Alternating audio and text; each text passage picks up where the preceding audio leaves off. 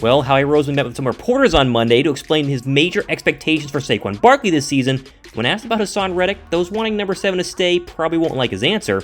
Also, the Eagles GM did confirm that Philadelphia is still looking to make one more move the same day that a new safety has been linked to Philadelphia. I'm Thomas Mott. This is the Thomas Mott Show.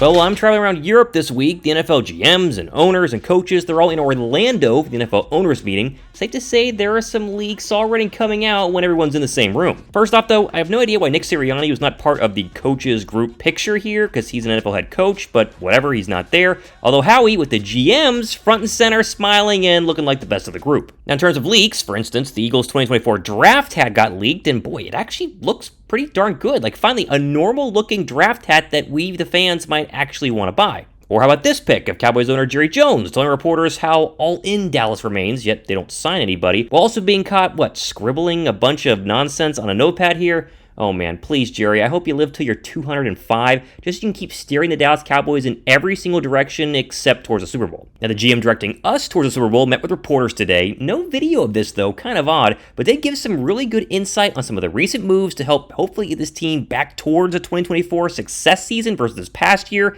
The first of which was, of course, Kenny Pickett, maybe the most surprising of all the offseason acquisitions, when Philadelphia traded a third-round draft pick to Pittsburgh to get the former first-rounder. And, of course, people are wondering, backing up Jalen Hurts, how will that look? Well, Howie said this, quote, "Jalen Hurts is our franchise quarterback. I don't think that there's anything that affects Jalen in terms of who we bring in at the quarterback position. We have tremendous faith and trust in him, and we communicate with him about anything we're doing, just as we like to do with a bunch of our players to give a heads up so we can welcome them to the team." Now, this shouldn't be a massive shock to anyone. The Eagles were never going to bring in Pickett to compete or really even push Jalen Hurts. I mean, the guy got $250 million in a contract this past season. Plus, this is not a Carson Wentz, Sam Bradford situation. Don't comment then down below. Pickett's biggest issue is going to be competing for the backup job after Philadelphia brought in another former quarterback over the weekend, Patriot, Cowboy, and Panther Will Grier. Now, Pickett should be the leader in the clubhouse for the number 2 job, just based on talent, experience, and he's a first-round draft pick, but nothing is guaranteed, and for instance, Grier does have rapport with newly hired OC Kellen Moore, so it's going to be up to Pickett to earn that number 2 spot. Oh, and speaking of Pittsburgh, I am happy to report that wide receiver Quez Watkins has officially signed with the Steelers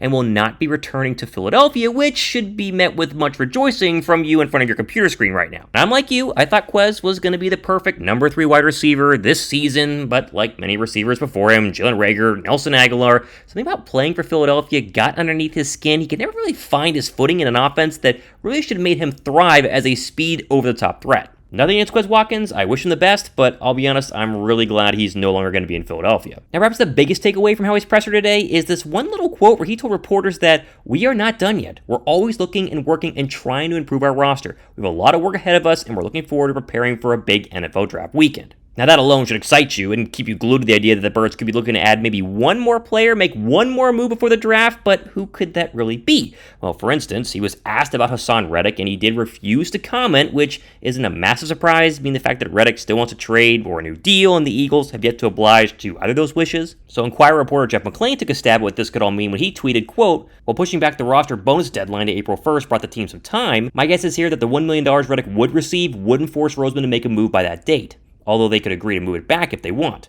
The Eagles want to get ample return if they are to trade Reddick, and the coming draft would help spur talks for teams in need of edge rushers." So, for instance, a draft night trade, like we talked about last week, could be a real possibility still in play, especially if a team like the Falcons, Bears, or Cardinals are unable to secure a starting pass rusher on night 1. I still think all signs are pointing to a Reddick move. It's just kind of a matter of when and not really if. Now, the other name we talk about a ton, especially this past week, has been Justin Simmons, and fortunately, no, Howie did not mention safety or Justin Simmons at all. And in fact, the Simmons front has been very quiet and continues to be very quiet ever since the initial reports surfaced the past couple of weeks that the Birds wanted number 31, then he was too expensive, they got C.J. Gardner-Johnson instead, then they went back to 31, he was still too expensive, and now they're monitoring the situation. We did, however, get a new safety name thrown out there in former Bills safety Micah Hyde when NFL Rumors tweeted today that the Bills are not shutting the door and bringing back Micah Hyde. There have been reports of interest from the Colts, Eagles, and Jets. Now, I have told you many times that NFL Rumors is not a reliable source. Like, they're one of many NFL rumor Twitter pages that does get stuff right,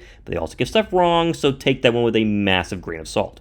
But if you want to talk about Hyde, he does have that veteran experience that you would get out of Simmons, Age is obviously still an issue here, but say a one-year deal, an all-in, go-get-a-ring sort of situation would be pretty good. I'd be fine with the Bills starter joining the ranks of Gardner Johnson and adding just experience and age back to that secondary. Now, the other big news we got from Howie was his exact thoughts today on the signing of Saquon Barkley. Like, we didn't hear from Howie at all after they went ahead and broke the major mold of the team the past couple of years and gave a big-time running back a big-time contract to hopefully be a big-time contributor in 2024. Howie, however, does see something special in Barkley when he noted today, quote, "I would actually say our history is a little different than maybe it's being portrayed, or at least it's being told to me as being portrayed. I was in the front office when we paid Brian Westbrook. In 2012, LeSean McCoy got $9 million a year in a contract when I was a GM. I think for us, it's hard to find special players at any position. We think Saquon's a special player, special person. And when we're trying to find those guys, they're hard to find, especially on the open market.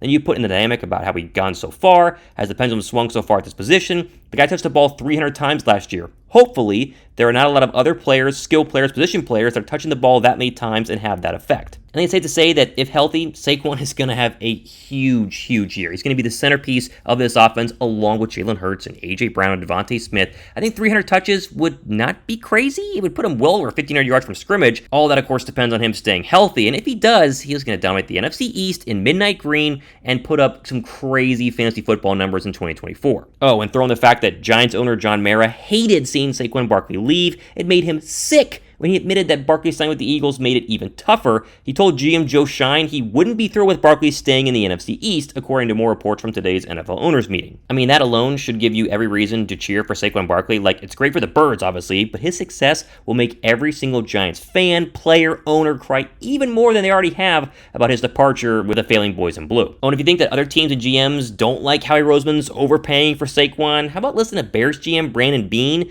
tell Howard Eskin that Saquon to Philly is a really solid and scary move. Brandon, the Eagles went a little out of the box with what they paid Saquon Barkley. Your philosophy and what we see now in the NFL where teams don't pay running backs that kind of money. What is your philosophy, and does it surprise you when a running back gets that kind of money? Well, I mean, every player is its own entity, so I don't fall too much into the running back per se, because you look at guys, let's just take a different name. You look at what Christian McCaffrey has brought, to the 49ers, that offense. Guys that, I think where you would be surprised, Howard, is the old school running back that's a two-down player, but now these guys are being used as weapons. And with more split safeties, people trying to prevent the long passes, I think you even saw us try to do it a little more. We tried to run a little bit more as the season progressed last year, just to see if people play, single high. So I think it's you just look at it as another weapon for their team, and you saw it with several teams.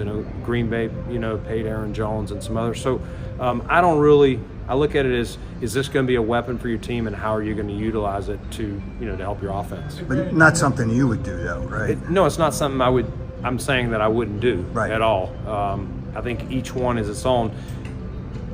It's basically where do I feel the holes are on our team, and Saquon's a heck of a player. So I wouldn't question that move by Howie and what Philly did at all. I mentioned at the beginning of the show, I'm in Europe this week, trying to monitor things as I'm on the road, and honestly, it's up to the European Wi-Fi, depending on how many times I can upload to you guys. Hopefully I can get one out every couple of days, but rest assured, I think something's going to happen this week, and if it does, we will be here as we always are. Sure, hit that subscribe button, make sure you guys hang out here on the channel as we get ready for a crazy April draft and maybe some more trades. I'm Thomas Mott. This has been the Thomas Mott Show.